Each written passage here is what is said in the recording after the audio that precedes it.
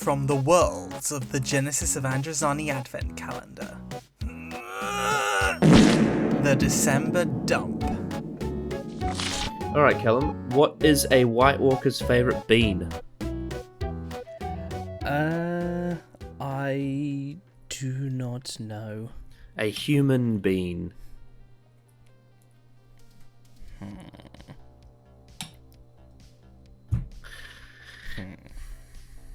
Crickets. Hello and welcome to our next Game of Thrones reaction and review. We are going to be doing Season 3, Episode 3, which is called Walk of Punishment. If you want to get access to the full-length reaction, go to patreon.com/Genesis of Androzani. We have that under the exclusive access tier. We also have early access to this video 24 hours on there as well. And we also have requesting videos for us to do. Twitter.com/Gendrozani is where you socialize with us.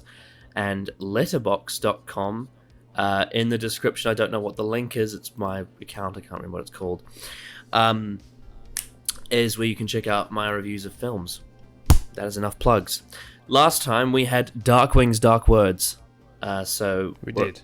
What are we thinking going into Walk of Punishment? I think I jokingly said at the end of last review, that was like, I think someone's going to get punished by walking. Have we seen that it'll be before more in anything? things. We have. A guy who tried to kill Daenerys was tied up behind a horse and had to walk until he died. Oh naked. yeah. See, I remember things. There you go. I'm learning. Well done. That is a walk of punishment, isn't it? Yeah, because then he died. And we were meant to see it again in the Visions in the House of the Undying, but they didn't do that. It would have been funny if we did, though. Anyway, I don't have anything left to say, so shall we begin Walk of Punishment? I guess so. Alright then, let's begin Game of Thrones Season 3, Episode 3, Walk of Punishment. It's amazing how much a title sequence can get you into something. Yeah. Because the other night when I was doing my War Games live stream, it was quite late and I was getting tired. But then every time I clicked the title sequence on, I would just wake up instantly. River Run. Someone should put that smoke out. Dave and Dan. And Dave's directing it as well. What the fuck? No, don't do this. I like that symmetry. Lord Hoster-Tully. He was in Cold War with Davos Seaworth. Oh, was he? Mm-hmm. I haven't watched any yet, so I don't remember. Oh, that's a bit awkward. Oh, God, that's pretty awkward. Come on. It's funny because in the last episode we saw someone who could do that perfectly. I know. That episode was full of archery. It's your own bloody father's funeral, mate.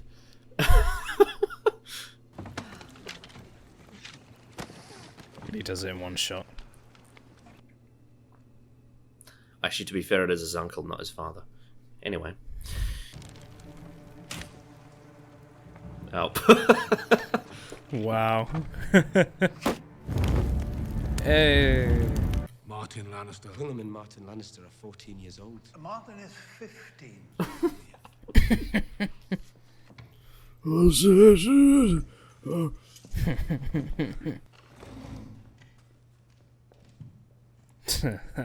That is big dick energy.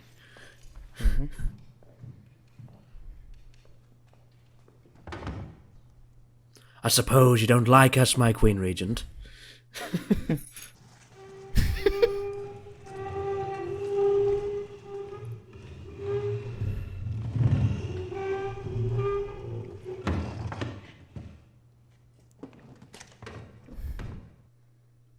Sorry, was that too loud?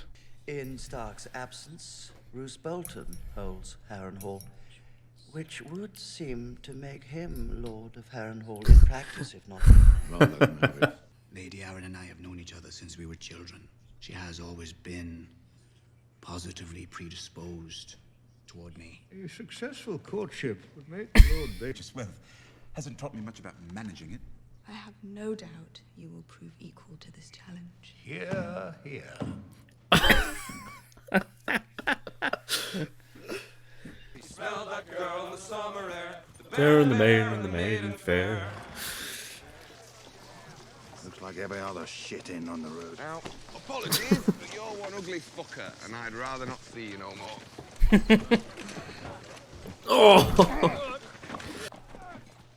I'm not Stark of Winterfell. Winterfell. You sure? I'm sure. Don't get stabbed. You don't. Burn your fingers.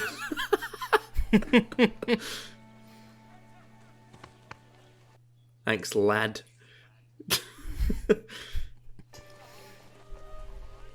Goodbye, Hot Pie. Goodbye, Harry.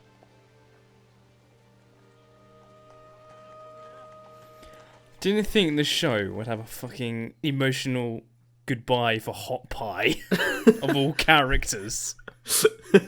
He's literally bottom of the barrel. I know. Like, I don't really care, but the scene is set up to be like, goodbye, Hot Pie. I care more about the fucking direwolves.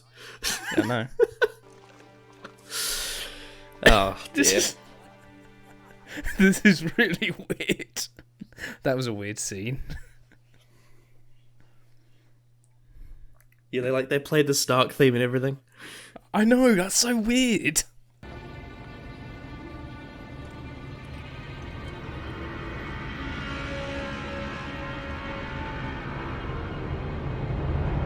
Seen that pattern before.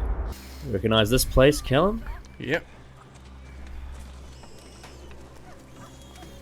At least Sam will have something to smile about. Ghost? Hey! Do you recognize that face, Callum? Oh shit! Yeah. Is it fucking Owen? Yeah. Or whoever his name was. Yeah. He's just come out of nowhere. Go tell her she can bite down on a rag or she can bite down on my fist. Oh.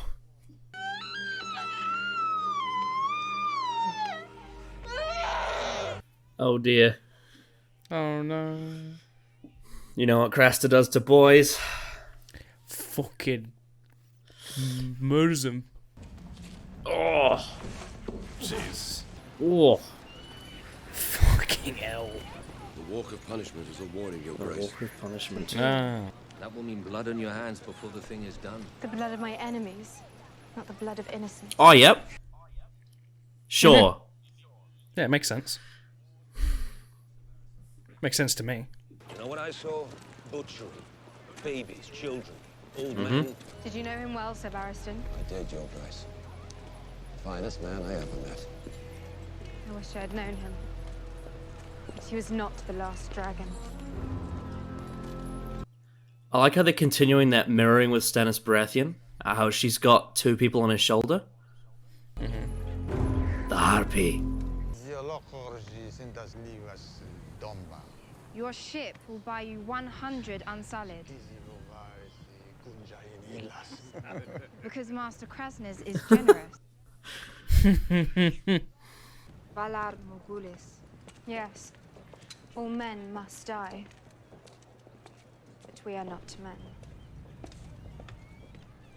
Well, that's just sexist. I mean... A surprising place to keep the royal ledgers. I'm surprised. Oh dear.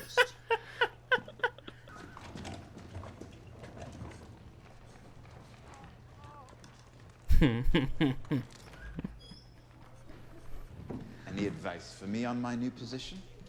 Keep a low profile.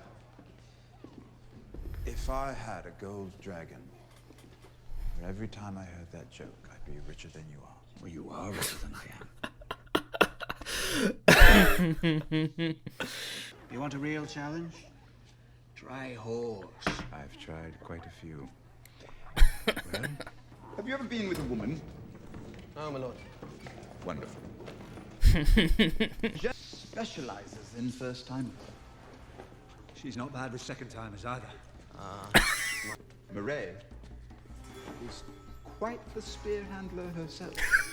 She's here to thank you for staying by my side as the battle raged all around. He's handsome. Oh god. Oh my fucking god. One of 4 women who can perform a proper Milanese knot. My lord, I don't even... She's here to thank you for being a thoroughly Oh my respectful fellow. fucking god, what is this? Be back in time for my supper.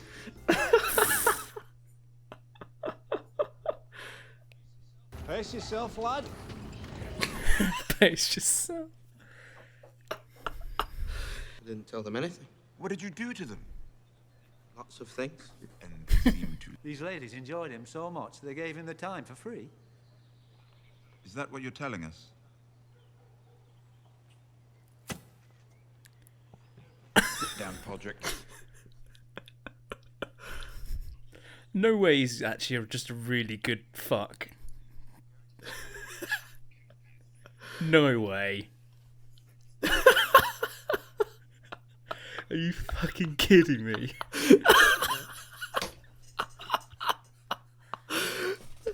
Podrick, my man. I think I have my new favourite character of the season. God. Yeah, right. Last season it was this character, and now it's Podrick. It's either him or Hot Pie for his emotional farewell. Oh dear. Take off his pants. Oh.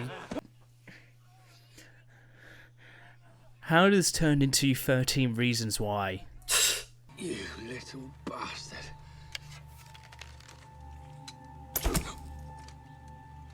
Ooh, that noise. Is he actually falling for his bullshit? Yeah, this should help you remember.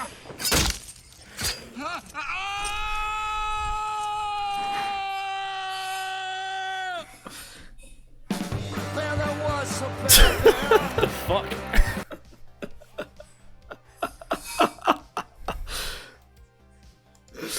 It's the song they were singing on the road, but in a rock form. Oh. Coming right after he lost his hand. What a tonal whiplash. Yep. Very intentional.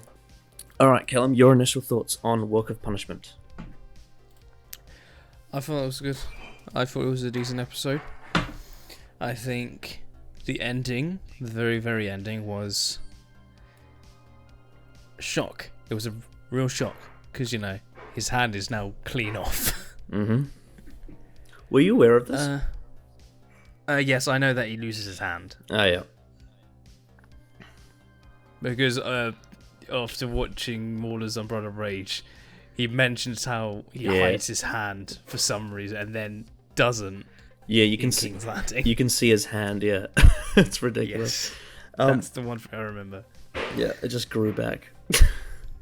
Yeah. But yeah, James. I know he loses his hand. Mm-hmm. Yeah, yeah, lost his hand. But yeah, overall the episode though. Yeah, I think the episode was solid. I think it was. I would probably say that it's. I think last episode was better. I would say. I think this was good. I think it was just rather solid. I don't think there was really, for me, a proper standout scene. In my mind, at least. I mean, the Podrick scene's fun, but like the Podrick, yeah, that is fun. But in terms of like, we'll get into the scenes and we'll break it down. But yeah, you do have a point. I think there's some scenes we'll get into that I'll be able to talk about in detail, but I have things to say about this episode. Interesting things to say, potentially.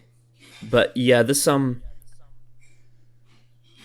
Yeah, there's things to talk about, I would say. I don't want to express beyond that. If I was to say a standout scene, it's probably the scene with Catelyn and the Blackfish, to be honest. Yeah, I would probably say so. Yeah, yeah, Again, okay. She's so probably the best performer in the episode. Yeah, so in saying that, let's begin at Riveron, because obviously we had the funeral of Hostatully, and you saw Lord Edmure, who is Kat's brother, I believe. Yeah, Kat's brother. Yeah. He was going to shoot an arrow into his father's boat, as a sort of funeral tradition of Riveron, and he couldn't get it, which straight away sets up that this character has a weakness. He's, I don't know, it's kind of a harsh way to put it, but he's kind of like a recessive gene in the family, if that makes sense. Whereas his uncle, the Blackfish, who is often known as, he's almost a distant relative because obviously he deserted the family quite early. He was, at odds with his brother for 30 years. But he came in with the arrow, shot it, walked away, and he already knew it was going to go in. So it already like through a visual medium sets up the dynamic between Brendan and Edmure. Yes. Without having to have that much screen time. So what we get in this episode is we not only get backstory on the disdain that Brendan had with his brother, but now he's come back to sort of make peace, and then he was there for Hoster's death and now his funeral. But then we also get the dynamic between him and Edmure and how like he kind of thinks his nephew's a bit shit. Yeah. And then of course the standout scene was the one he had with Catelyn, which makes the Blackfish seem a lot more kind-hearted than he comes across at first. Mm-hmm. But yeah, I thought in terms of a character setup, I think the Brendan Tully the Blackfish was actually one of the better ones we've had so far. Yeah. Would you say? I'd probably say so. Yeah. I will say there is something about Riveron that feels different. I don't know what it is, but there's something about Riveron that doesn't feel as lived in as the rest of the world. I don't quite know. It's quite possible the reason being, of course, is that it's been pillaged by the mountain. Many people have died, and all they have is a mill and a few of the, members of the royal Tully family. But I don't know. I don't know what it is. Like, I like the scenery, but there's something about Riveron that feels off. It may just be like a lack of extras, like in the background. There's no maester. There's no. We never got any sort of like establishing shots of people around. So yeah. It It just feels like the only people that are there are the family itself, like the Blackfish, Edmure. That's the only scenes we really got. Yeah, we never got to meet anyone's like wives, no one's daughter. Well, I mean, I suppose because like the only other people we got to meet were Lannister boys. So yeah, it was a bit weird. I was like, there's something about this that doesn't quite feel as lived in as the rest, but it doesn't detract from the actual individual scenes. I think because they obviously focused on introducing some of the new characters like Edmure and Brendan. And I think they did a good job. And they established... I think one of my favourite bits of subtext from that whole section was how Robb is blaming Edmure for failing him in a war when Robb himself is also making mistakes. But because he's king in the north, he has the right in the argument, if that makes sense. Mm-hmm. So again, it just shows that one of Robb's relatives that he needs men for to win this war isn't as competent as he thought. Yeah. I think what they're doing is that they're trying to get across that they're, like even what Jamie referenced at the end of the episode, they're fighting a war that they're currently losing.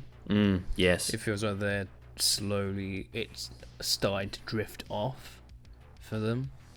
Mm-hmm. And I feel like we get that from the characters that feel like they're kind of broken, like Catelyn, for example, because it feels like that she's losing hope. She's losing hope in the cause and losing hope that they'll get the entire family back. And then, of course, Blackfish was saying to her, you have to remain hopeful. Yeah. I thought the acting from Michelle Fairley and the actor who plays the Blackfish, I can't remember his name. I thought their acting in that scene was really good. I really liked it.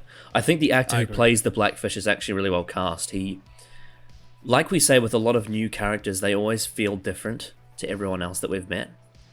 And he just has the right look, but also the right performance. It's interesting how he has that, he wears that black attire, he's got that long grey hair and the beard, and he looks very stern, but then he's got those really soft blue eyes.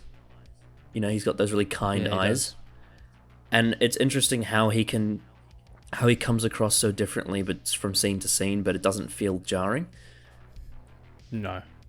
Not to me, yeah, I agree. Yeah, it just seems like he doesn't respect Edmure, but he feels sympathy for Kat, and that makes sense to me. Yeah. Yeah.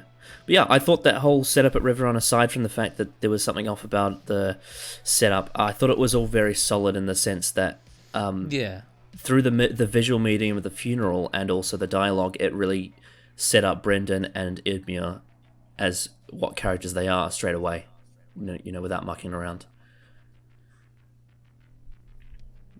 Yeah, I agree. Yeah. I think if there's a word to sum up this episode for me right now, it's very solid.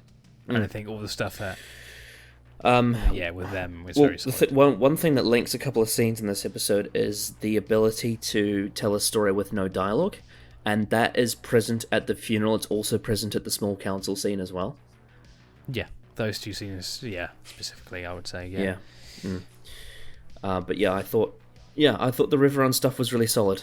There was also the scene where Talisa was mending to the Lannister boys, and she was saying that at night Robb comes out if it's a full moon, he turns into a big wolf to scare them. And they believed him. They believed her. But I like the detail of they basically set up that, why would Tywin care about his father's brother's great-grandsons, Because especially with what we saw at Harrenhal, it's very clear that he doesn't have that much love for his extended family.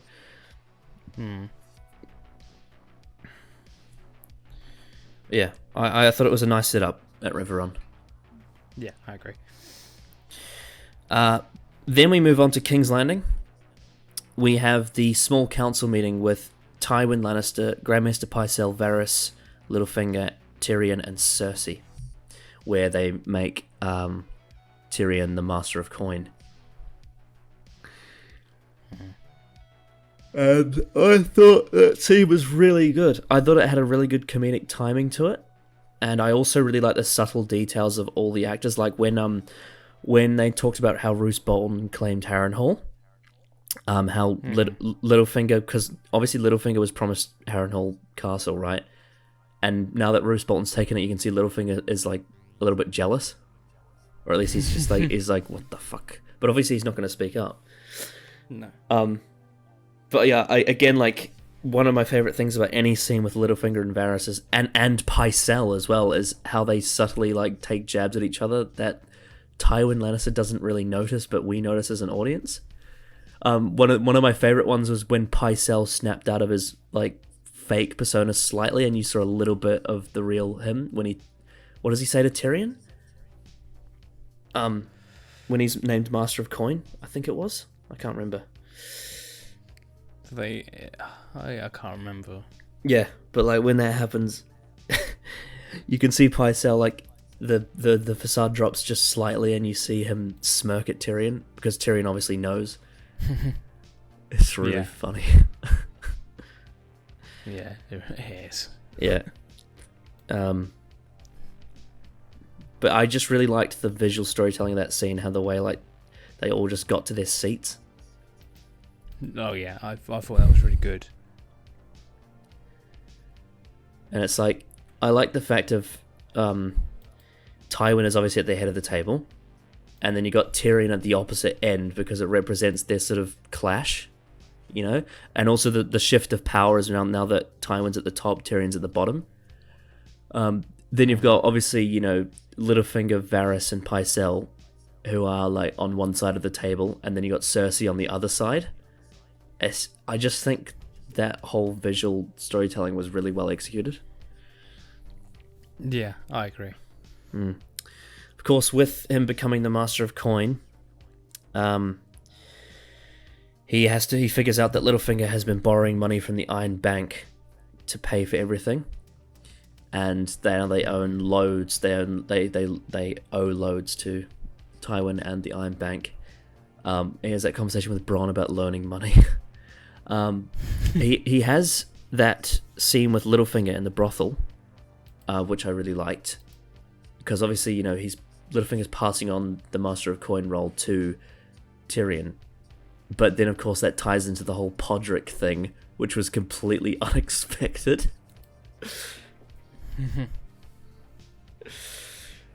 That's one of the biggest memes of this show, is that scene. It's like, yeah. What did Podrick do to those women? Unfortunately, though, I'm gonna have to break the fun part of that, because, okay, firstly, that scene's not in the books; it's show only. So the speculation behind what its purpose is, people don't really know because it's not from the source material. And see, it's become like a running joke that Pod's just he's really well endowed. But the thing is, I think if you put the pieces together, you can just basically figure out that Littlefinger is trying to get information from Podrick, so he's using his whores to get to him to get information about Tyrion Lannister and what he's doing. Yeah, which kind of, it ruins the fun of the scenario, but it's probably the truth, because whores would never not charge for it. Never. That would be ridiculous. It'd be so far-fetched. But then, of course, I do like the humor of that. The fact that they sat him down with a drink. They're like, "Please tell us everything in great copious details." Yeah, you said that Podrick's become your new favorite character. Yeah, because that scene was just because he's like such a shy person, clearly, but then the scene establishes that he's, well, from their perspective, that has these magical talents that they want to know about. Yeah, it's pretty funny. God, Podrick Payne. Oh dear. Shall we move on from King's Landing? Mm-hmm. We will start with the storyline. I can't remember what the bar is called, but it's the place where Arya, Gendry, Thoros of Myr, Sandal Clegane, and Hot Pie were. Yeah. Of course, you know, they're saying, you're asking Thoros of Myr if they're their prisoner, and Thoros is like, "No, you're my guest." Obviously, that's not true, but he's just trying to be kind to them. But that's sort of the way with the Brothers Without Banners. But obviously, yeah, they're providing him with armor. And I like the detail of him saying, like, "Oh, it's not meant to be, you know, it's not meant to be perfect. It's just meant to keep arrows out of my heart." But yeah, they're taking the Hound with them. Mm-hmm. And then, of course, we get a scene where Hot Pie stays because he baked for it was payment for the food that they fed the Brothers Without Banners. He was baking for them, and he baked a really bad-looking direwolf. Yeah, and it was I think we can all agree that it was the most emotional goodbye I think the show's done so far. Yeah, that was...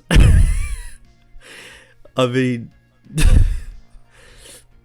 I can understand why it would be emotional goodbye for the characters, but not us. Because, like, Hot Pie... Yeah, exactly. Hot Pie is a joke. Yeah, why should I care about Hot Pie? Yeah. I literally called him Fat Pie in the last episode. I know. I mean, I suppose it's a nice, like, arc from him when he first met Arya, because when he first met Arya, he was bullying her, saying he was going to kill her with a sword. And then, obviously, we found out that he was a massive coward, and then now he's sort of come around, he's becoming nice to her in some ways. It's a child's character arc, you know, I suppose. I guess. But yeah, it's nothing special. I do like the subtle detail of Gendry just being like, "Okay." That was really funny. Yeah, it's just like the whole. It makes it seem like it's such an emotional moment. Like you get that Yeah. last shot. It'll be like just slowly. Yeah, Going I heard. I remember I heard one time. I heard. I think it may have been during the Arachnids in the UK review on Lord Slar's channel. They were saying like, what if when the spider died, they played Valet de Chem? Like it's kind of like that. The We mustn't kill this spider. the emotional departure of Hot Pie. They gave him the Stark theme. I mean, they did. I could hear the Stark theme playing. Yeah. I mean, I don't think there's anything wrong with that. It's just weird. Well, I would say from a narrative perspective, it's out of place. Yeah, it's a bit like it's not earned. Oh no, it's not earned at all. But it's also, it feels like it's detracting from like this whole episode, and then there's a lot of dramatic moments that happen in this episode, like Jaime Lannister loses his hand. But in the same episode, you get a scene where they're saying goodbye to Hot Pie, and they're making it seem like it's such an emotional moment that they're separating. Like, why?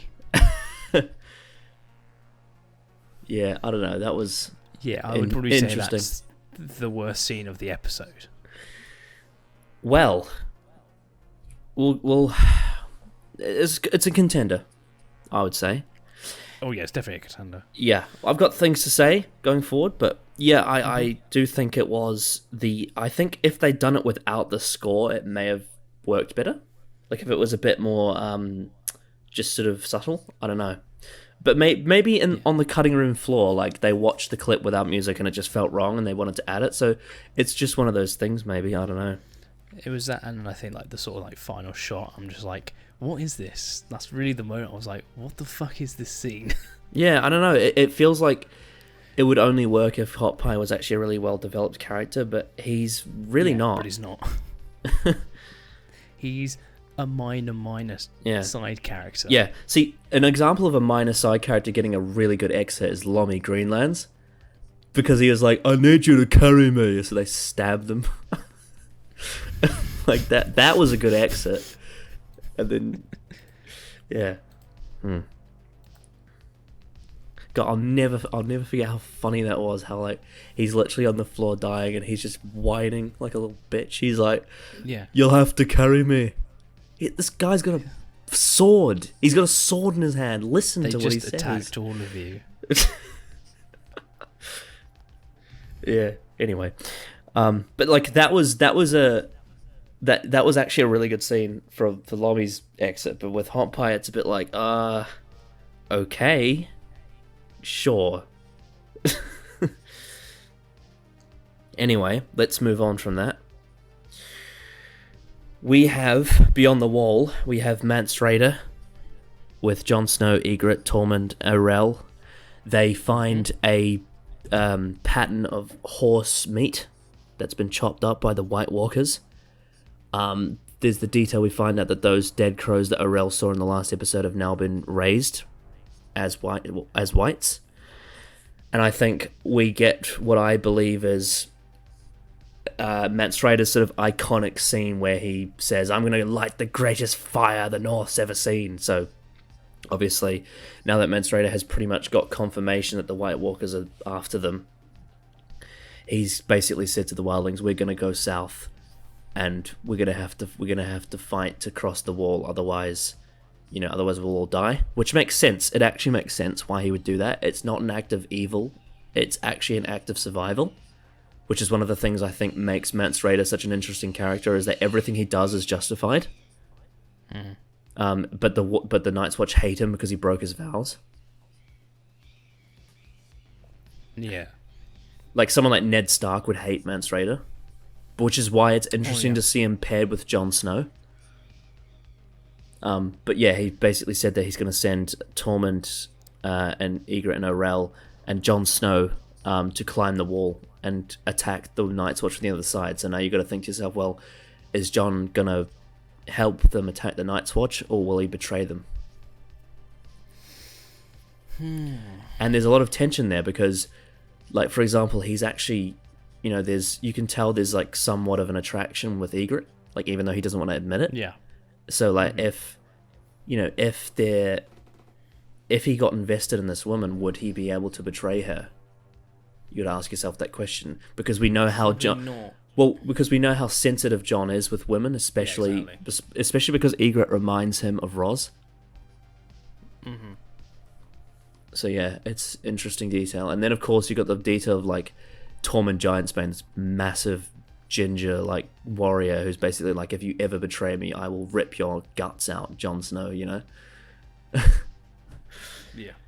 But yeah, I thought that was a really good scene for Mance Rayder, and I thought it was really cool. It was quite eerie to see those horse parts just lined up like that, and the pattern that those. If we remember the first episode of season 1 in the pre-title sequence, the human parts were arranged in the same pattern. So it's sort of the White Walkers like, it's like their gang tag.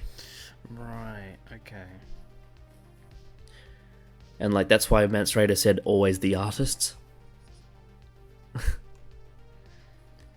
So like what? Are they trying to invoke fear into them? Well, I think the idea, I suppose the idea is that the White Walkers are marking where they've been. I don't know. It's odd. It's sort of. It is odd. Yeah. It basically what it means is that it now establishes that rather than being hidden in the shadows, they are very, they are more so a force that I suppose you could say, because they're making these patterns on the floor, well, not the floor, the ground, you would have to imagine that they know they're going to win, or at least they think they will win if they're going to be doing that. Because if they weren't, like, if they were doing that and they didn't have that confidence, it would seem stupid to give away your tracks. But I think, I would imagine it's meant to invoke fear, and it's meant to like mark where they've been. So I don't know. It is a bit strange in terms of logically speaking, but at this juncture in the story, the White Walkers are very much a mystery. So it's you've kind of just got to think to yourself, well, you've got to wait for the story to unfold and see if it pieces together, why they make these markings. Right? Because then if they don't, then it's a bit odd, because it would be left open-ended. Yeah. But the thing is, like, it's if there was very little reason or logic behind them doing it, though, it wouldn't be a nitpick to criticize it, because it's literally the reason Mance Rayder goes south, which is a massive part of the story. So you kind of have to put in your head, well, these markings that the White Walkers have made, you would have to think surely they have a reason, because it is a big part of the plot. It's causing characters to make decisions, if you know what I mean. Mm-hmm. So yeah, but I thought that was a really good scene for Mance Rayder, mostly. Yeah, I'd agree. Yes. The other scene we got beyond the wall was at Craster's Keep. They managed to get there. Samuel Tarly got there in the end and wasn't killed. A few details with this. I think there is definitely tension building. You can see when Craster was saying like, "Oh really?" Like as in if he's like, "Am I really going to let you in?" And you can see Mormont was like, basically just looking at him, and you can see the Night's Watch all like almost grabbing for their swords. Yeah. And you can see that they're now threatening him, like, we need to stay here, otherwise we will die, and you're going to make us stay here. As opposed to in Season 2 when they were his guests.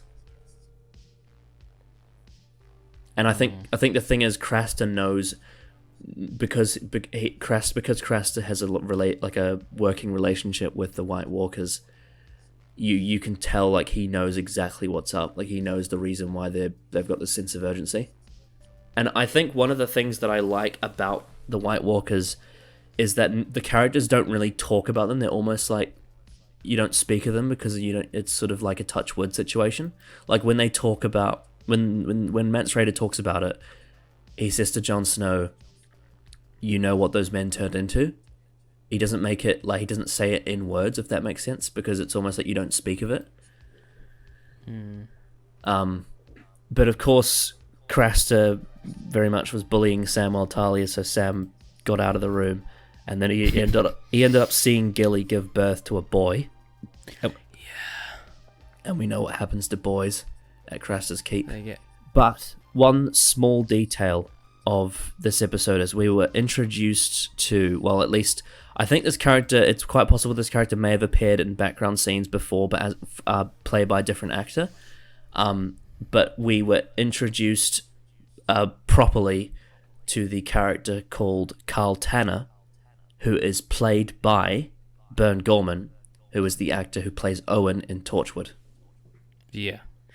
And he's also in Dark Knight, I think. Yeah, I think he is, eh? So is Eric Roberts. He's Weirdly. also in Pacific Rim.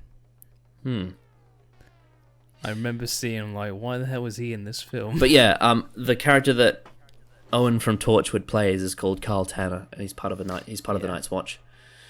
I didn't notice him at first because, you know, obviously, first of all, he looks different, but it didn't really stare in his face for too long for me to notice. And then it did, and then you said, and like, oh yeah, it's him. What the fuck? Yeah. He very, very clearly wasn't in previous episodes. Yeah, of course, because obviously, you know, it's like you're not going to pay that actor to just stand around. Yeah. Yeah.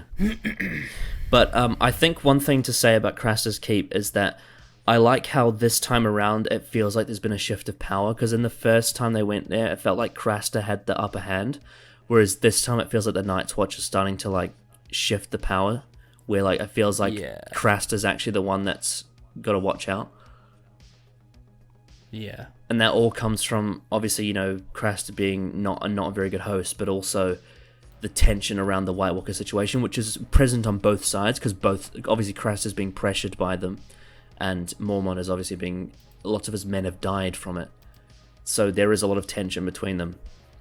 And that's the last thing you want when you're being faced with this threat, is to have, you know, people arguing, because then your army will be smaller. So yeah, there's a lot of tension at Craster's Keep. Shall we move on to the next section? Sure. Alright, so Theon Greyjoy was released by the same character that we saw in the last episode. We did. The member of the Iron Islands that basically infiltrated the Dreadfort to help him escape. So yeah, he came back like he said he would, and then he said, you know, that Yara will be waiting for him in the forest. Of course, he said, you know, if you can't ride, you won't make it, because obviously, you know, you have to ride fast, otherwise the Bolton men will get you. Yeah. And like, because, you know, obviously, he's been tortured. He's been tortured at that post in the Dreadfort. He's quite weak, so he can't ride as fast. And obviously he gets caught up to by the Bolton men who want to rape him, which is very messed up. Like I said, it reminded me of 30 Reasons Why, because in season 2 there's a scene where a boy gets raped. And I'm not going to go into any more detail on that, because people who know that will know what I'm on about, because it's pretty fucking graphic. Oh dear. Yeah, it just reminded me of that, because I mean, I've only in these kind of shows you never see males get raped. Yeah, well. So you know what? Good on Game of Thrones for being equality, being progressive. God. Oh dear. After Renly's death, after Renly Baratheon's death, the gays have just gone downhill, haven't they? Because now Joffrey wants to make it. Joffrey wants to make it punishable by death. He would kill all of them if he found out about that, because he's so homophobic. Yeah. Anyway, as I was saying, Theon was taken off his horse. I really like the direction of when he was taken off his horse, and like you heard sort of like muffled noise. Yeah, I thought that was really cool. So obviously he was about to get raped, and then the guy who helped him came in on his horse, shot the Boltman with arrows. And one of them turned around and said, "What did he say?" He's like, "Damn you, bastard." I can't remember. You fucking bastard. Yeah, that's right. That's right. Yeah. And then of course, he helped him up, and now that they're in the woods, you know, he doesn't have to sneak around. He can take Theon to where he needs to go. And yeah, so I suppose we'll have to wait and see what happens in the next episode. It would be interesting, I think, seeing like Yara's reaction to seeing Theon after what he's done, and like what happened at the end of last season, and then to see if she feels any sympathy for the fact that he's been tortured. I think, I don't know if you get what I'm saying. Like, there's yeah, because the thing is, as we established in the end of season 2, like Theon had nowhere else to go but death. So now that he's being taken somewhere that he didn't even think he could go in the first place, like, is Yara the only person that might feel some sympathy for him because she's his sister? Like, obviously his father won't, but you know, is it the only hope he has left? You know, you gotta. I think that's the one thing you sort of anticipate is that if he sees Yara, how will she react to that? And you know, how will he? You know, will he have to beg for forgiveness? Will he have to bend the knee to her? I don't know. It's all sorts of questions.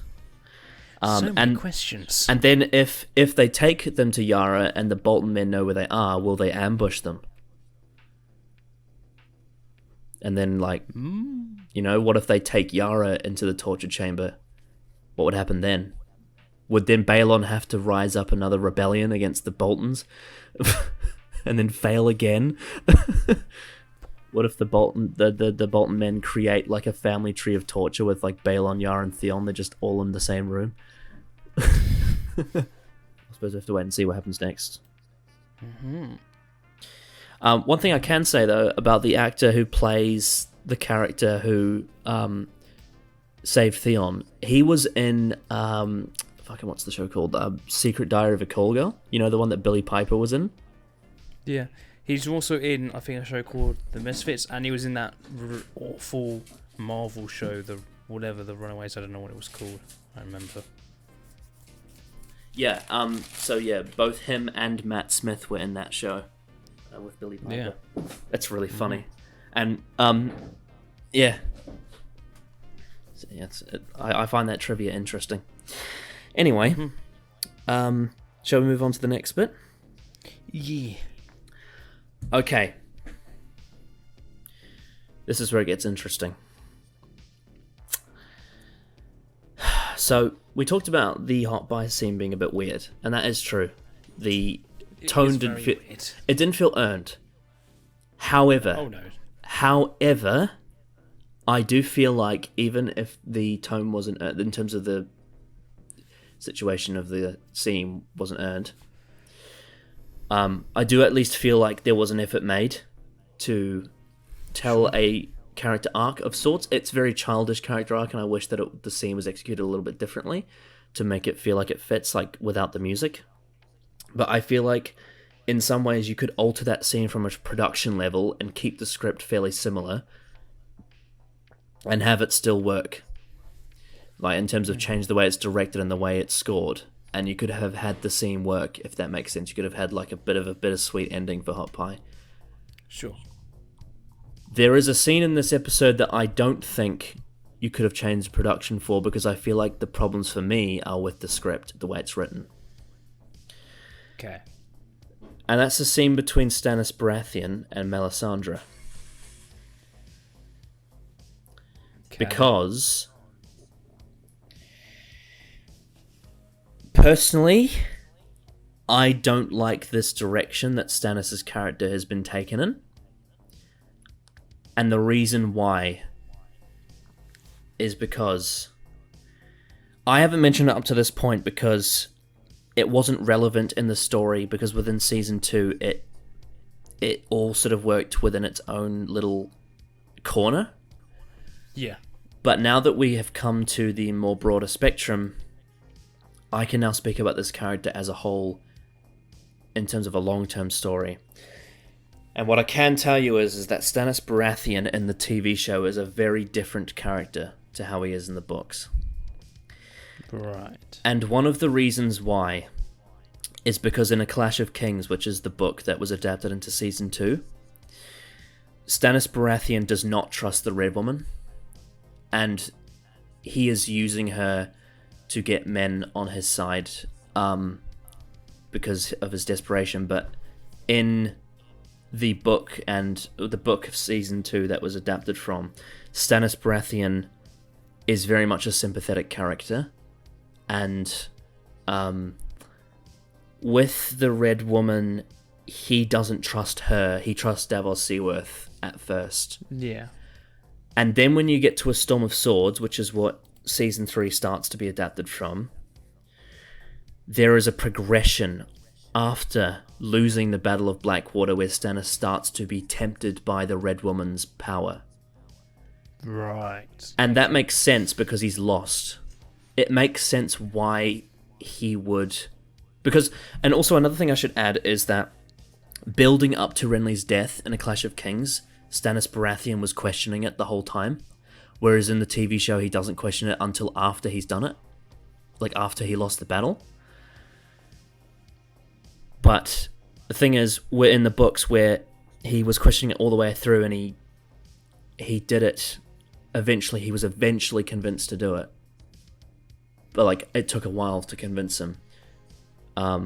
With Season 3 being adapted from A Storm of Swords, where he is at this point in the books, it is at this point after losing the Battle of Blackwater that he's still not on board with Melisandre. He still doesn't trust the Red Woman, but because he is becoming desperate after losing the battle, and because of Davos's failure, he is now becoming desperate, and he's starting to think, well, she's the only thing I've got left, so I have to try. Whereas in the TV show, it very much comes across as, to me anyway, they've started to make Stannis Baratheon's character a bit more static, and it seems like he wants to use the Red Woman because he wants the throne out of greed. And personally, I think that is a far less interesting character arc than the one that was in the source material. I don't like the way Stannis Baratheon's characterized in the scene, not necessarily as an individual scene, but I don't like it in the sense that I feel like it undermines what character arc feels natural for him. It takes away a lot of the sympathy that his character has in the subtext of Season 2, and it makes him feel like, you know, he's turning to the Red Woman because and again, it feels a little bit just slightly nonsensical because in the first time we saw him, he was already devoted to her, so if she's failed him, like, it feels like he's just repeating the same thing again. And it's like, you remember how he's like, I want you, like he's like sexually like advancing on her, and then you know, she talks about like burning King's blood, and he's like desperate, he's like, I want to burn King's blood, do it now. And to me, it feels like the showrunners are trying to turn him into a villain, and that, in my opinion, is wrong, because I don't believe that Stannis Baratheon is a villain. I think that is a massive misunderstanding of what makes this character so interesting.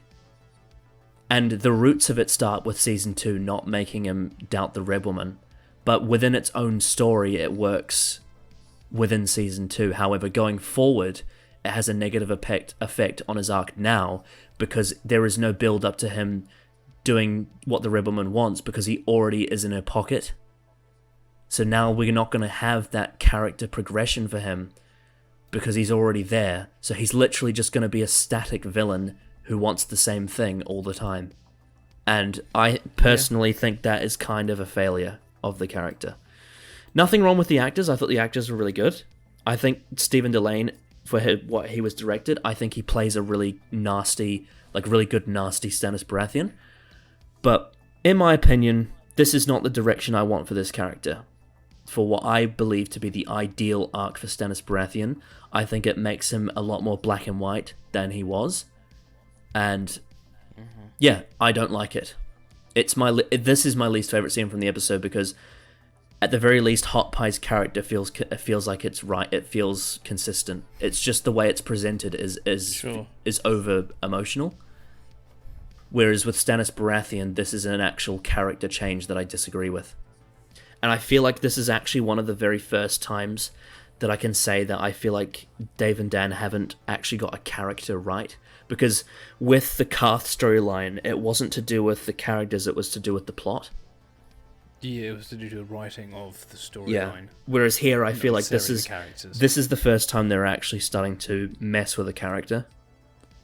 And it's a shame. From what you described, he's very different from what he is in the... And it's a shame because I've obviously read up on all the lore and the books, right? I've read up on what Stannis Baratheon's character is like, and I think it's a damn shame because honestly, Stannis Baratheon for me is one of the most interesting characters in this story, and what they're doing is they're making him far more simplified and static than he should be, which is what that's gonna do is it's gonna make his point of view in the story less interesting to watch, because now the only character we have in that whole storyline that's actually interesting is Davos Seaworth. That's it. So where am I supposed to stay invested in Stannis' character arc if he's gonna be this? If he's just gonna be, this villain from now on, if you know what I mean? It's very iffy. What were your thoughts? Not going off what I've said, but when you watched the scene, what were your thoughts on it? I think what the scene tried to do is sort of show off how deranged Stannis is starting to become, how desperate he is. And I think the scene is fine. Just because obviously, and I think I have no context for what he's like in the books, but there's clearly now, as you described, there's a difference. His character arcs and the way he progresses as a character is very different. Within this, what they've done here, it makes it seem like his cause is just completely lost, like he has nothing now. That's what it seems like to me. Yeah, and I don't have a problem with him having a lost cause, but the problem I have was that it feels like, I don't know, the way his personality feels like a villain now, which I don't like. It doesn't make sense. To me, anyway. It doesn't make sense that he would turn out like that. Sure. I don't know. It's really iffy. Obviously, I wouldn't say it's a terrible scene or anything, but in the grander scheme of just Stannis' character arc, I feel like there's just not much to look forward to now, because all we're going to have to get with him is to do with the plot, not with his person, if that makes sense. Anything that's interesting about Stannis is only to do with either the characters around him, like Davos, or it's to do with the plot. Like, the plot of what he is doing, rather than his character. For now, anyway. Yeah, I don't know.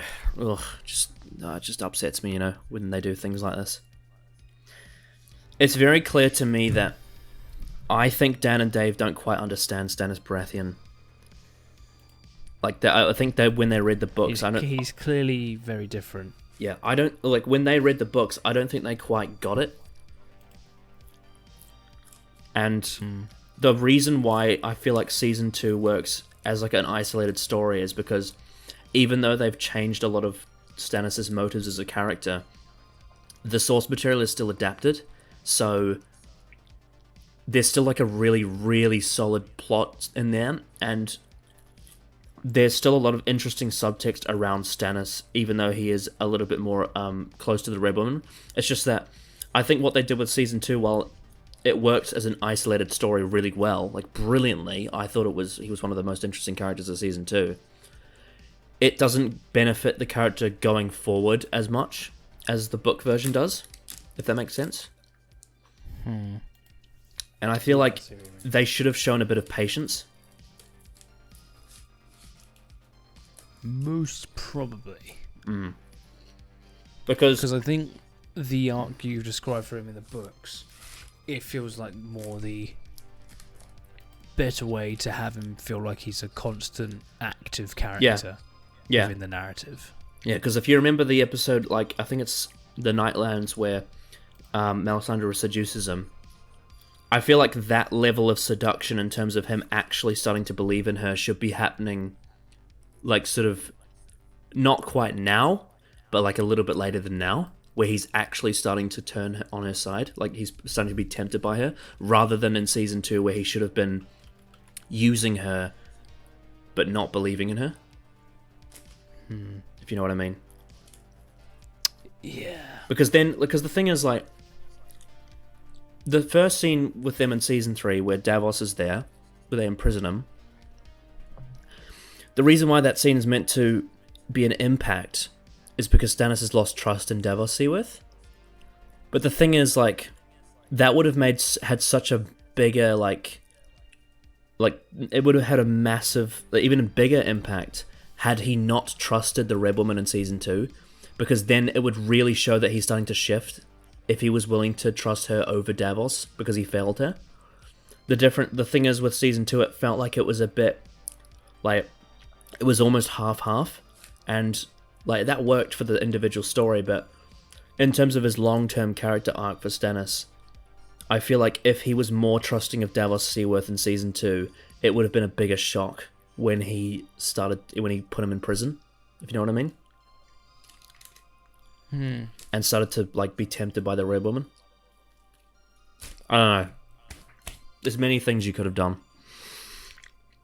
And like I said, I still don't think at this juncture the story's bad or anything. Not yet, anyway.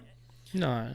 But it's just that I feel like they've missed an opportunity to make Stannis maintain him being an interesting character, because I feel like now they're losing a lot of that brilliant subtext, and he's becoming a bit of a two-dimensional villain, where, you know, he's sexually aroused by Melisandre, and I don't know, it's just, I don't know, it's weird. It's just weird.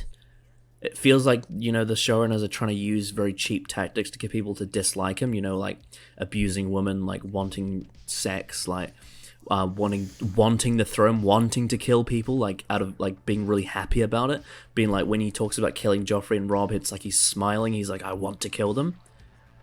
And for me, that's not the Stannis Baratheon that I see. It's not how I feel. That's not how I feel the character is. So that's a downer for me, that scene. Shall we move on to Astapor? Sure. All right, we have Daenerys, Jorah. We have obviously Barristan. Talking again, like linking to Stannis, she obviously has two men on each side, or one man on each side, giving her different advice. It's interesting the detail that like they're all giving her different advice and she's bouncing between them, but then in the end of the scene we have in this episode, she doesn't listen to either of them. No. She very much chooses her own path. She's choosing her own, making her own decisions. Yeah. And is it me, or is she becoming like one of those? I don't know how to pinpoint it. But the scene she had with Missandei, it almost felt like she's like starting to trust women more than men. It's funny because I literally made a joke in that scene after it happened. But yeah, I know. But it was, I don't know. It's definitely strange. Yeah, because it's weird because like this came out in 2013. Yeah. And this was before all of like the current now people being like writers are being like just progressive for being progressive sake. And like I don't get like the forced feminism vibe from the scene. I don't at all. It's just interesting in retrospect like how the scene has aged. How like it feels a bit more tender now to watch because it resembles the kind of thing that is forced down your throat these days in shows like Batwoman. But the thing is, like, the scene in itself, there's actually nothing wrong with it. It is literally just Daenerys' character being sick of being failed to her by men, therefore she wants to trust women, which is... Because that's what I feel like that her character's been. Like, I think her making her own decision is very much in line with all her life. She's been trapped by her brother, at first by Khal Drogo, so it would make sense that now that she's free, quote unquote, that she's trying to make her own decisions. Yeah, and then of course she is meant to be the Queen of Westeros. Yes, and also you have to take into account that obviously she's adapted from a child character in the book. So, in the book she's meant to be like 13, 14 years old at this point. And it makes sense why like a very young girl would start to like get sick of men, like especially around Krasners, who's the character who owns the Unsullied. When a young teenage woman sees men just be that horrible, it makes sense why she would start to like generalize them a bit. I think maybe because Daenerys is an adult in the show, maybe it's a little bit iffy, because you would imagine an adult would have maybe a little bit more sensibility, but I think it's not completely beyond belief, because she was obviously owned by her brother her whole life, so it still rings true. But it definitely does feel like something that comes from a younger character's mouth, if that makes sense. Being like, True. I can imagine like a 13, 14-year-old girl saying like, all the men around me are being really toxic, maybe I should start trusting women. Like, that completely is something that a young girl would say. It just so happens that in the show, because they don't want to show child rape on TV, they made Daenerys older, and also they wanted a proper actress. So, yeah, oh, God, it comes back to that whole thing of, like, I completely get why they aged her up, because it makes sense for TV. Like, for her being a proper actress, and for the character, so that they don't have to show, like, a child being, raped on TV. But then again, that has a slight impact on the believability around what her character does. But I think they got away with it in this. So I do think with those questions out the way, I do think it was a good scene. Yeah. I really liked the negotiation she did, where she said, "I'll give you one of my dragons." And then he's like, 3, 1, 2, 1. I think I work at KFC, and there's a meme about how when customers request for like certain parts of chicken, yes, and like they're like, I want 3 breast pieces, and I'm like, 1, 2, 1, because we're only allowed to give one, like by procedure. Oh really? Yeah, that's interesting. Well, I mean, I think it's over here people can choose. Well, I mean, to be fair, like if you order them individually, you can choose. But in terms of like if it's like a combo, like a bucket meal or something, unless it's got like more than 10, you can only have 1. That's true. Yeah. Yeah. But yeah, that's a funny meme. Anyway, but yeah, I thought it was a solid scene. I liked the sort of, she was very fierce, and I like the way she negotiated with Krasners, and I like how there's now like you can see again, like there's a shift of power, and Krasners knows this. He's like starting to realize it's like, shit, like this woman is actually a lot more than I thought she was. Because now she's like basically taken his translator, who was meant, it was a slave that he owned. Yeah.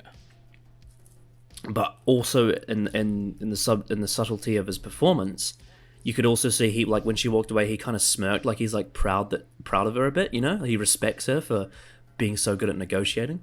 I also think the actor who plays Krasners just has a very distinct look. It's very memorable. Like obviously he's bald, but like I don't know, there's something about his face that it just fits that character so well, Sometimes you get those actors, you just feel like they have the right face for it.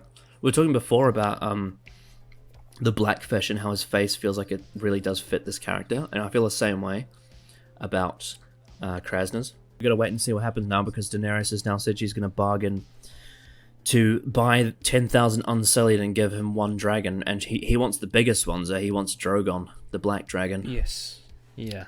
So we'll have to wait and see what happens there. Is Daenerys gonna give up one of her dragons for the Unsullied? I wonder if he'll keep it. And then, of course, there was one more storyline that we got, and that was with Jaime Lannister, Brienne of Tarth, Locke, and the other Bolton men. The first detail of that was they were on the road and they were singing the song "The Bear and the Maiden Fair," which came back in the credits, which was really funny. But there was that little conversation that Jaime had about like he said to Brienne, he's like basically like, you need to let them do what they want to you. because he's trying to like think smart, and then obviously Brienne says, "I'm not going to do that," and then Jaime's like, but you realize if you resist, they'll kill you because you're not valuable, whereas I am. I thought I actually really liked Jaime because he was like, in this episode, the whole time until the very end, it felt like he was being a really good negotiator. He was kind of manipulating the situation in his way, but then at the very end, he got a bit too like he didn't quite add up the numbers right, because in the end, because obviously he saw Brienne being taken away to be raped by the Bolton men, which is like the second time this episode that someone was attempted rape by the Bolton men. But basically he saw her being raped, so then rather than thinking tactically, he's now thinking to manipulate based on his, you can see it was like his motivation to save her, if that makes sense. Like he actually feels sympathy. Yeah. So like he essentially like tried to use the same manipulative tactics, but he did it in a scenario where it was fueled by his emotion rather than his thought. If you know what I mean? Yeah. And he thought he got away with it, but then of course Locke chopped his arm off, or chopped his hand off, which was a big shock to many. So yeah, what were your thoughts on that whole scene? I thought it was brilliant. I thought that whole scene, was good. I thought everything with Jaime and Brienne and Locke in this episode was some of the best stuff in it. I would say it was a really good scene. I don't think it's a really good like end of episode stinger, because it's in this world. I feel that that's like quite a big moment, especially for a character like Jaime, who has been established to be one of the best swordsmen in Westeros, and that was his sword hand as well. That was his right hand. Exactly. So it feels like that. Is this going to be the start of like? Because I think last episode kind of hinted at him like sort of losing his way in terms of fighting. Is this going to be like when he's literally lost his way now? Yeah. Is this going to be an art for him where he literally cannot fight the way he used to? Maybe. Well, I mean, what worth is he going to have left if he can't do the one thing that he's good at? Yeah, that's very true. And I feel like, that is one of the key components of developing a character, is when they have to find themselves. And it feels like this whole time that is what Jaime has been looking for, and now it feels like now that he's lost the one thing that he's really good at, where's that going to take him as a character? Who knows? Because now that he's lost his hand, he might start to lose hope. Yeah, there's no chance of him being saved at the moment anyway. But yeah, I genuinely think that the sympathy that he's starting to feel towards Brienne, in the sense that he was willing to manipulate and stick his neck out to try and get out of being raped, it's starting to really bring in a lot of that sympathetic side to his character now, which we've seen little drops of here and there, but we're now seeing more of it, where he's starting to feel compassion towards someone he doesn't have to. And yeah, again, like I said last episode, he's one of those characters that it's just he because of his last name, you'd think he's a main character, but up to this point hasn't had as much screen time until the last 2 episodes, where he's finally becoming a main character for real, which I think is very well planned. And like, if you remember what the last conversation he had with his father in season 1, about saying, I need you to become the man that you are born to be now. And like, what's Tywin gonna think like when Jaime comes, if Jaime ever came back, or if Jaime died on the road, or if he saw that Jaime lost his hand, he can't fight with a sword, like, he's essentially failed what his father wanted. I think it's him losing his hand is a very big, important part of his character arc. If it was any other character, it might not be as significant, but because it's Jaime, who is one of the best sword fighters in the world, it means a lot.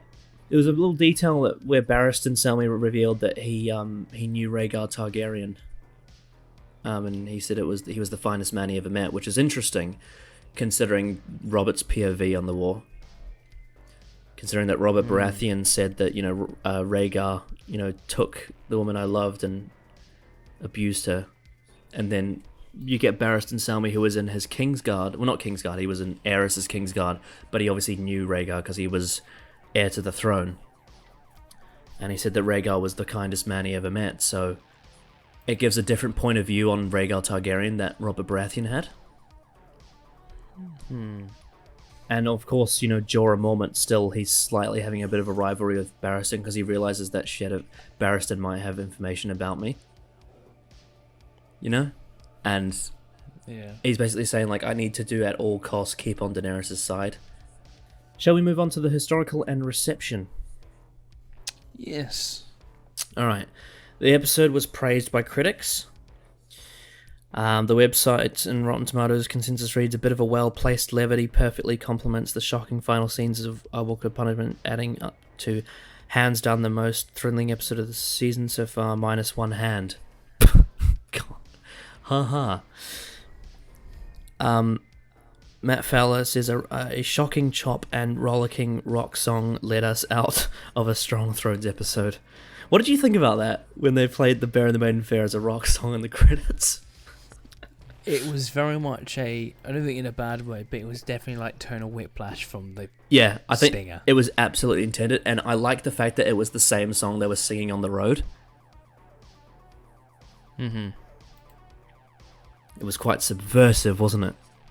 It was. Emily Van Der Werth praised it for its quickening of narrative pace. I actually personally would say that I thought some scenes were a bit too fast. To be honest, the Stannis scene, the Stannis scene was very rushed.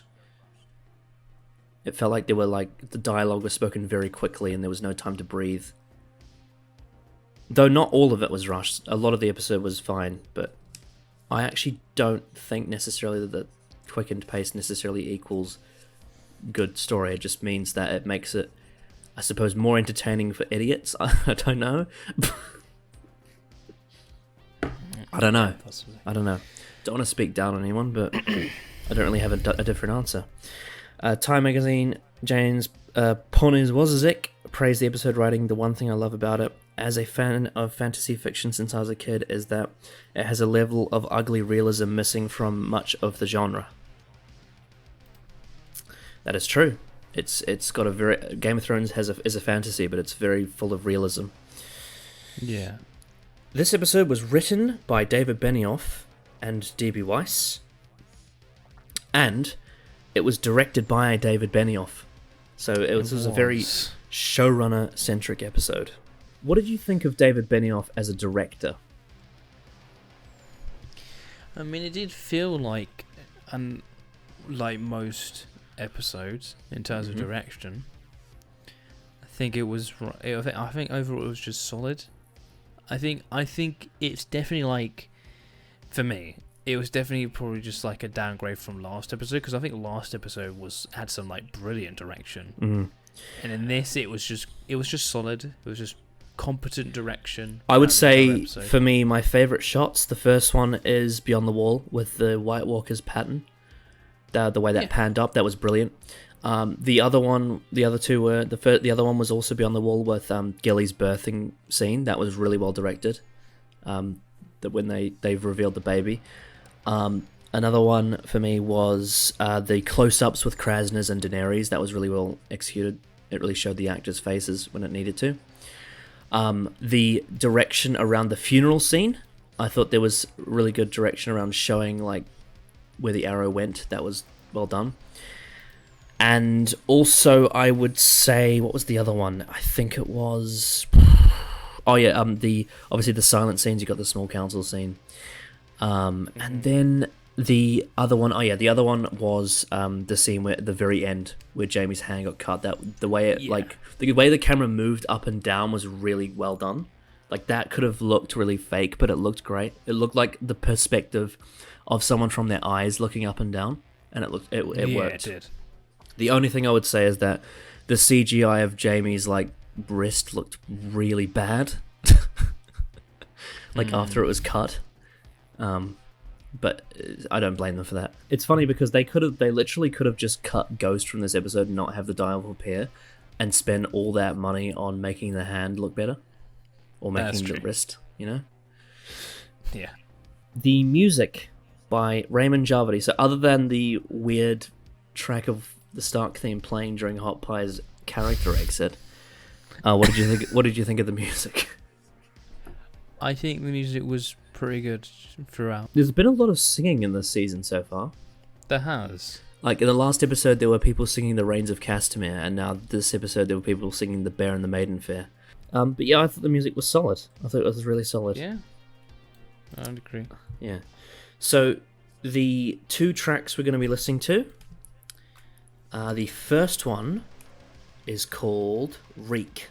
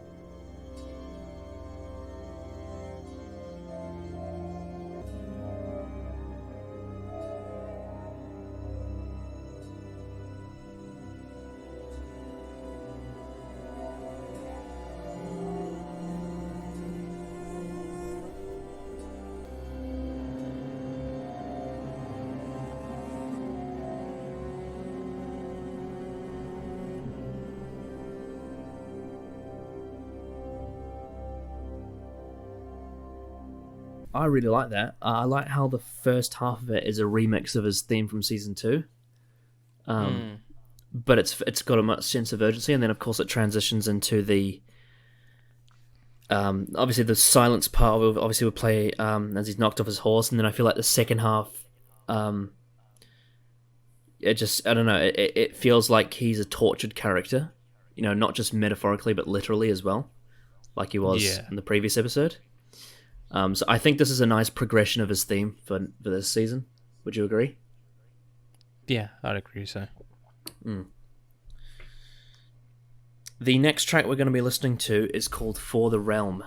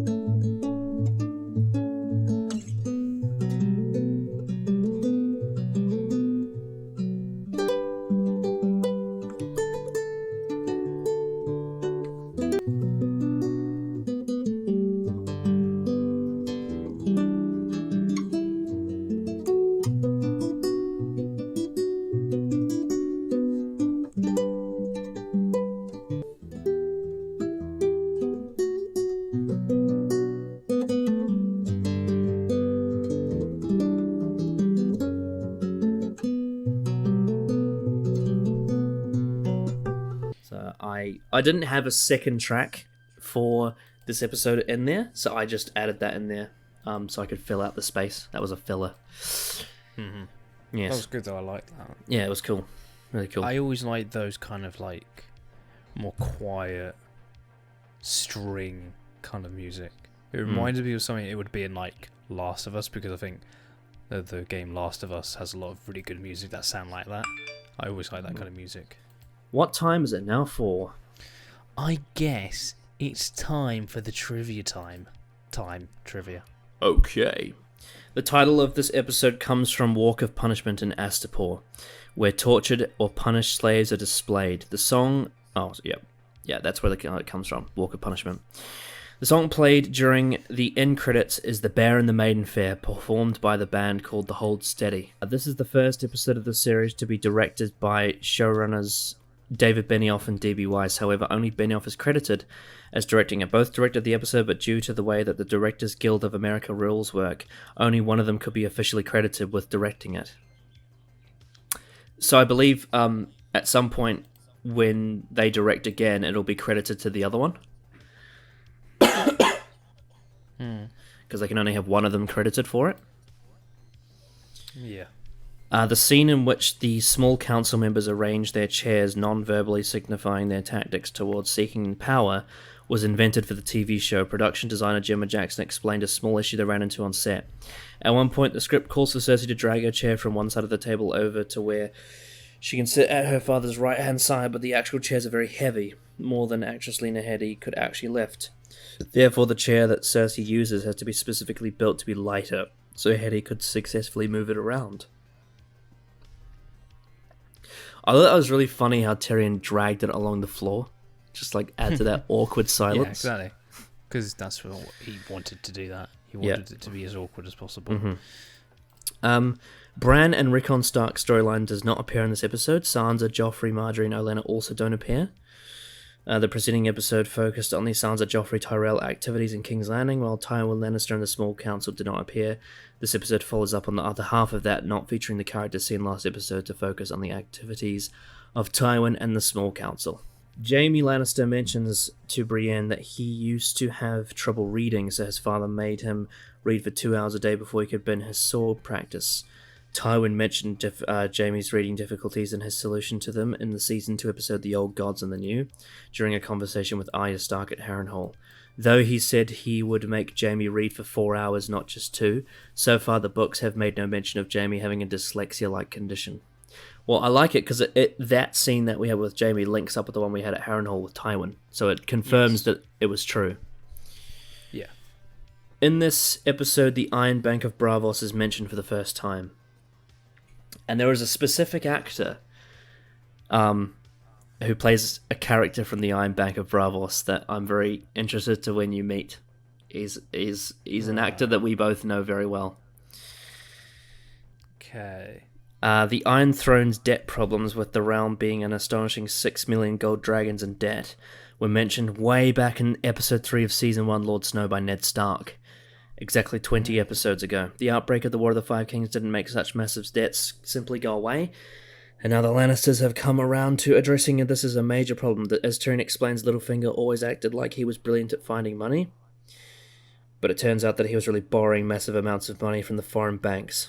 In the Inside the Episode featurette, Peter Dinklage explains that Tyrion wanted to reward Podrick so extravagantly because he feels bad about how his own father didn't reward him for any of his service in defending King's Landing.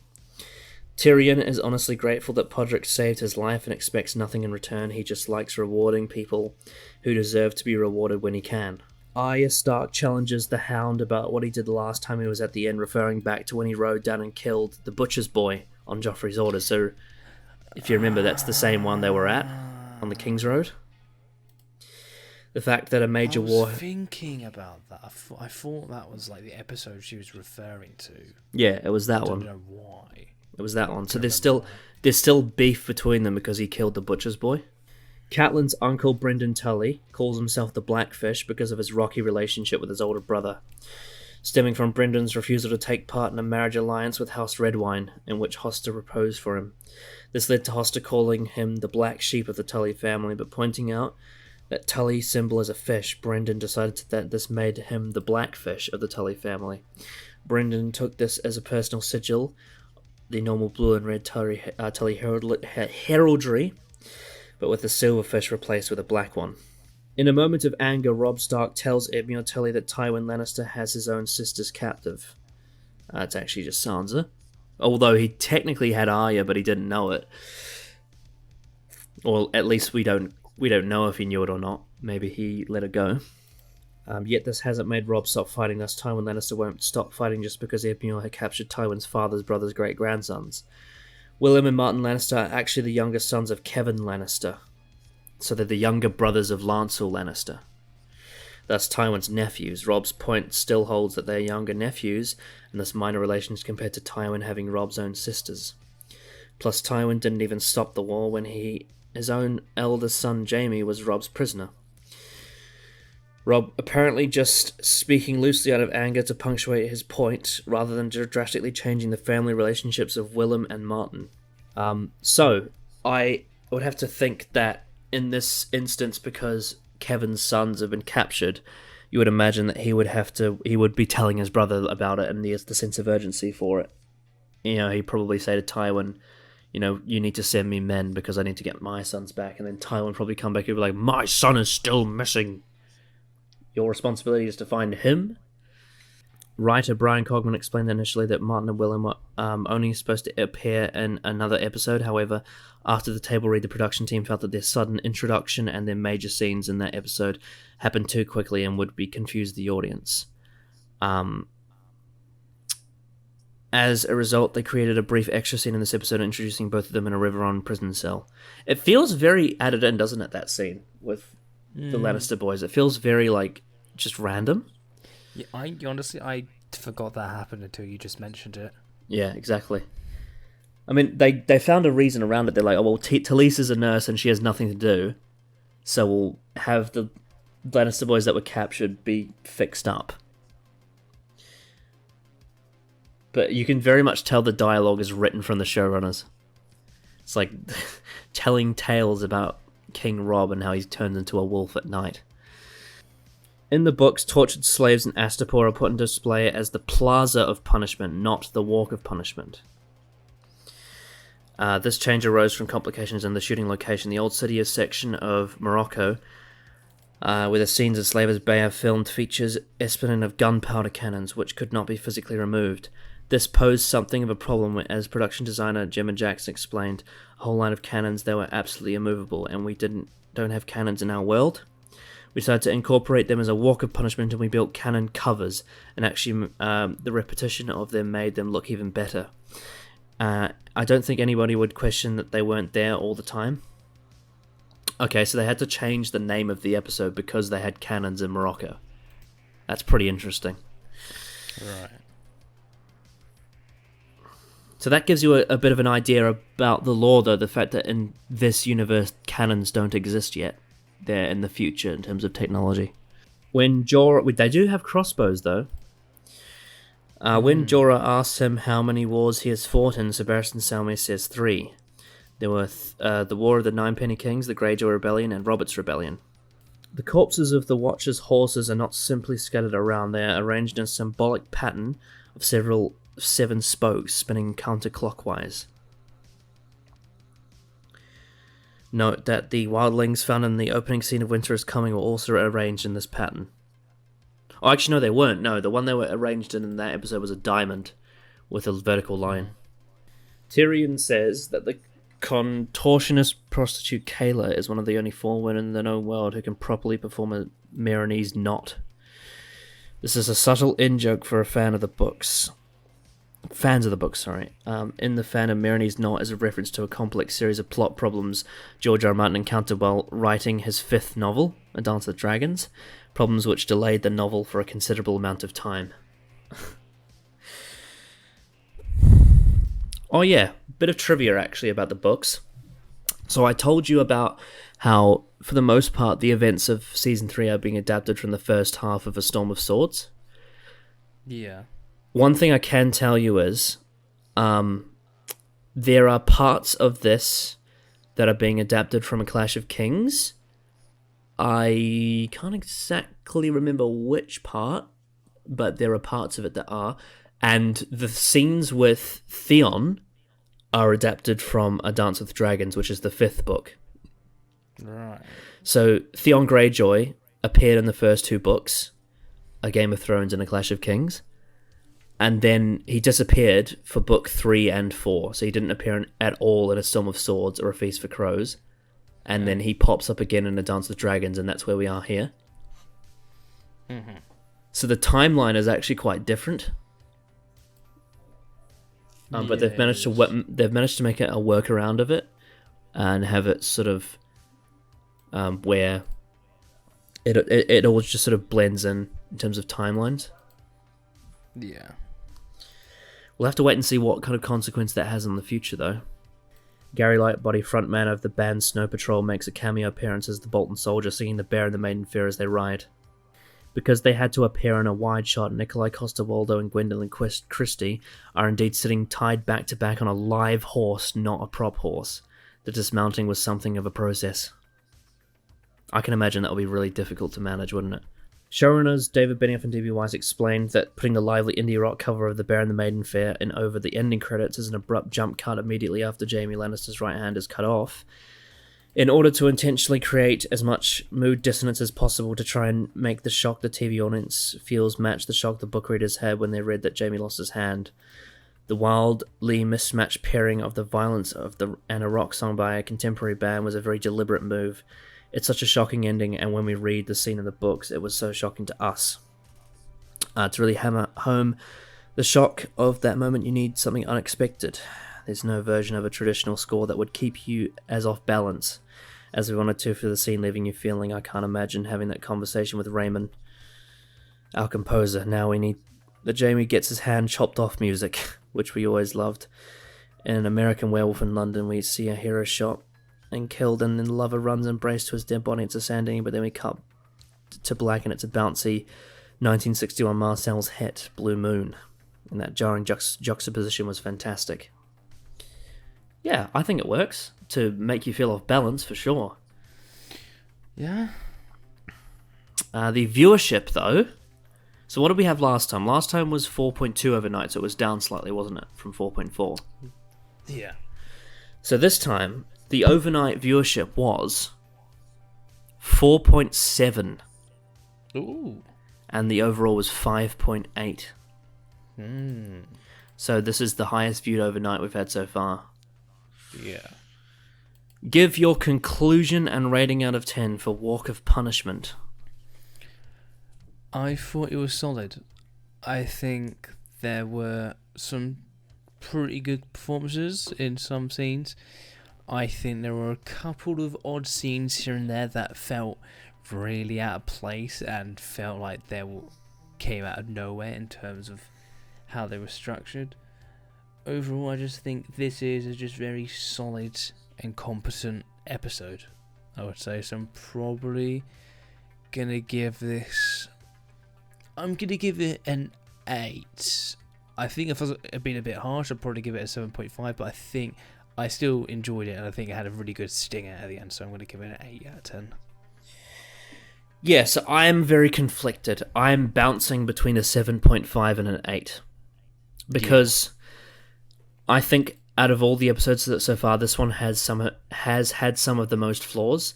The only others I can think of that are similar are A Man Without Honor and Vala Morghulis. However, the difference is those episodes had some really high highs. Mm-hmm. This one had highs, it had some, but I don't think the highs were as high as those. So I think the maximum score I can give is an 8.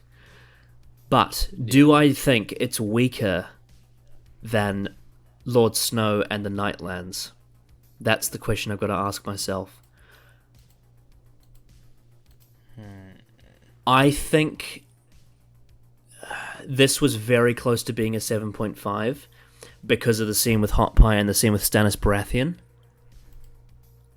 And the question mark around the White Walker's pattern, the sort of symbolic pattern, was a bit weird.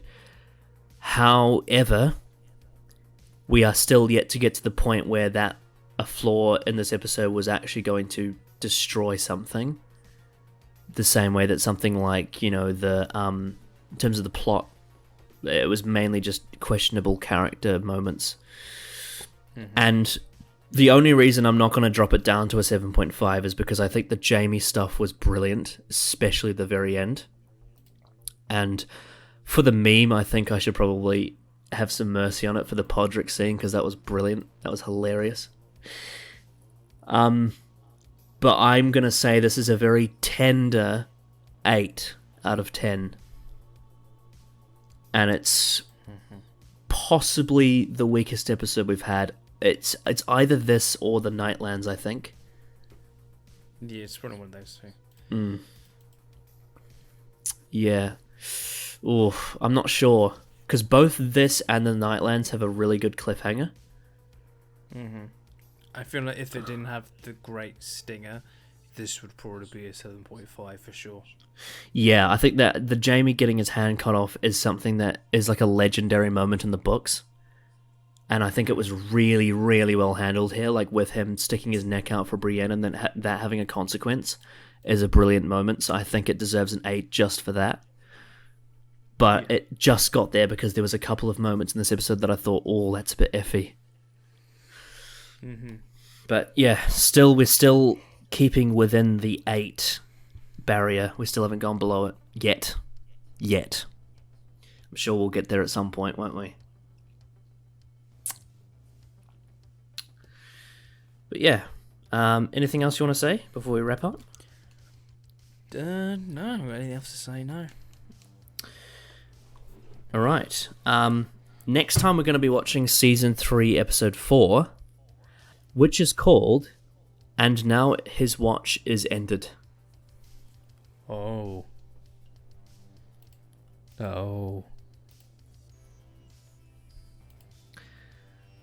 So we'll have to wait and find out what that's all about. What does it mean? What anticipations do you have for the next episode? Oh, someone's watch is about to be over. What, they're like pocket watch? Yeah, maybe the watch is broken. Maybe. So that it's symbolism. Someone's watch is going to break and they'll tie it in to people at the Night's Watch. Because themes. Good themes, eh? That is my theme. I'm surprised no one's made that joke before. Because I've literally no one has made that kind of joke I've seen. You're a pioneer. Anyway, we'll see you next time for episode 4.